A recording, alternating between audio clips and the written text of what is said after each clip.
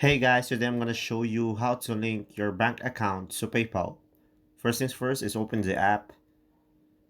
Then from here, what you wanna do is click on the wallet.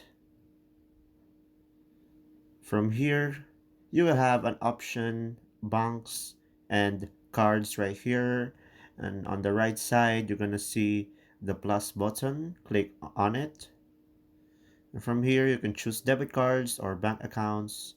And let's click on bank accounts, and it's gonna redirect you to their website. And then from here, log in your account. And then once you log in your account, you're gonna have here link a bank account and provide the necessary information to link your bank account. If this video is helpful, please like and subscribe, and thanks for watching. See you.